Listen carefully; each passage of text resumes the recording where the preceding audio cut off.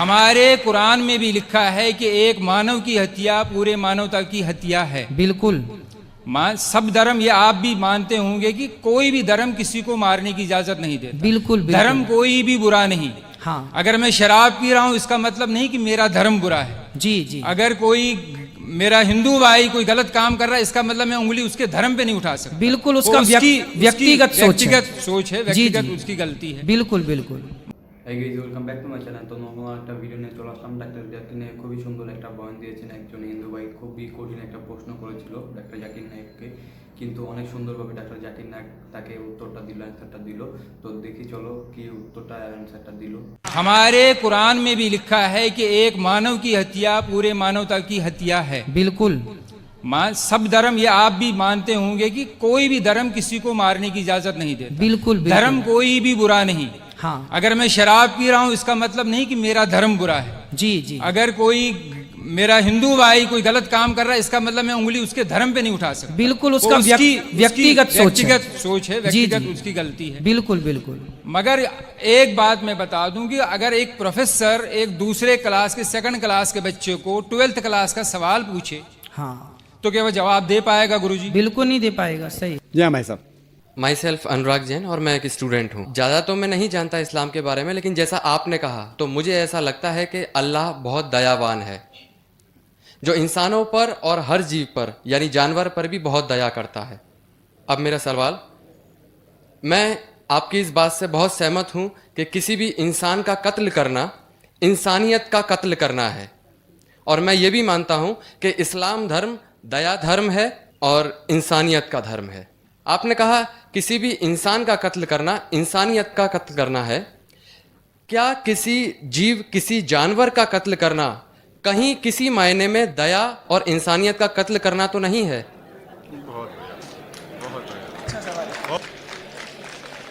भाई साहब ने बहुत अच्छा सवाल किया कि इंसान का कत्ल करना इंसानियत की कत्ल करने के बराबर है, लेकिन क्या कोई जानवर का कत्ल करना इंसानियत की कत्ल करने के बराबर है क्या नहीं? और ये सवालात आप अगर पढ़ेंगे तो गलत फहमिया के नंबर 6 नंबर आता है गलत फहमिया में, कि लोग एतराज़ करते हैं कि इस्लाम क्यों जानवर खाने की इजाज़त देता है, मांस खाने की इजाज़त क्यों देता है। कई गैर मुस्लिम एतराज़ करते कि इस्लाम एक बहुत जल्लाद रिलीजन है। भाई साहब नहीं कह रहे, लेकिन बाकी लोग कहते कि एकदम मर्सीलेस रिलीजन है, धर्म में जो जानवर का कत्ल करने के लिए कहता है। जवाब में ये कहना चाहूंगा भाई साहब कि एक मुसलमान अगर वो चाहे तो प्योर वेजिटेरियन, प्योर शाकाहारी रह के भी अच्छा मुसलमान रह सकता है। मांस खाना इस्लाम में फर्ज नहीं है, मांस खाना इस्लाम में फर्ज नहीं है। वो एक अच्छा मुसलमान रह सकता है शुद्ध शाकाहारी होके भी।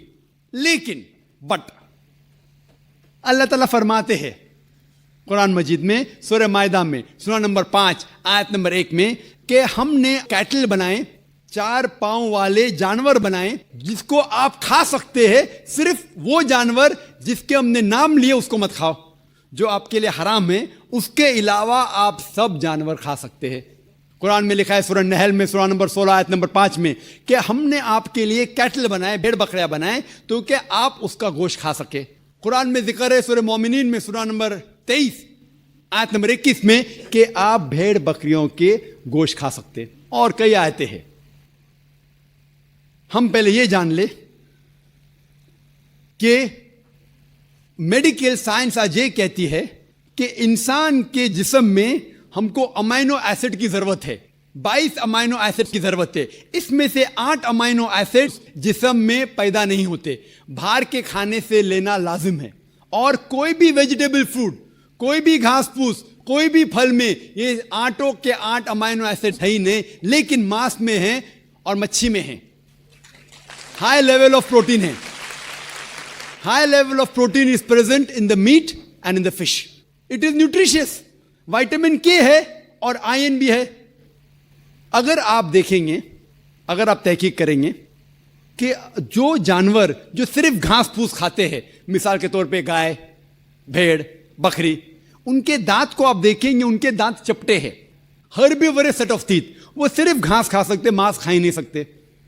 अगर आप उन जानवरों के दांत देखेंगे जो मांस खाते हैं, carnivorous animal like tiger, leopard, lion, शेर बब्बर, चीता, इनके दांत देखेंगे तो इनके नोकीले दांत है, कैनाइन सेट ऑफ टीथ। वो सिर्फ मांस खाते, घास फूस खा ही नहीं सकते। अगर आप जाके आईने में और हम लोग जाके आईने में देखेंगे अपने दांत, इंसान के दांत चपटे भी है, नोकीले भी है। अगर खुदा चाहता था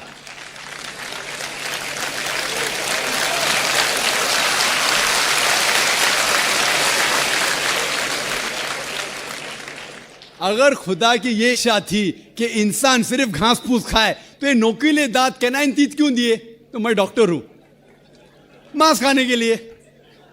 डाइजेस्टिव सिस्टम जो है हर्बिवरस एनिमल का, गाय बकरी का डाइजेस्टिव सिस्टम, वो सिर्फ घास फूस डाइजेस्ट कर सकता है, हजम कर सकता है, गोश्त को हजम कर ही नहीं सकता है।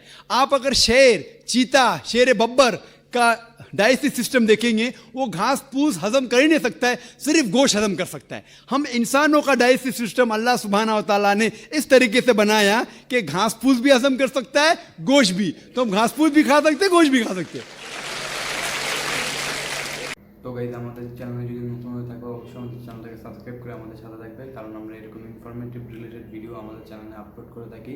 আর সাথে থাকা বেল নোটিফিকেশন বাটনটা অবশ্যই বাজিয়ে দেবে, কারণ এরকম নিয়মিত ভিডিও তোমরা সবার আগে দেখতে পারবে। তো আজকের মতন বিদায়, দেখাবে নতুন একটা ভিডিওর সাথে, নতুন একটা টপিকের সাথে। ততক্ষণ ভালো থাকবে, সুস্থ থাকবে, আল্লাহ হাফেজ।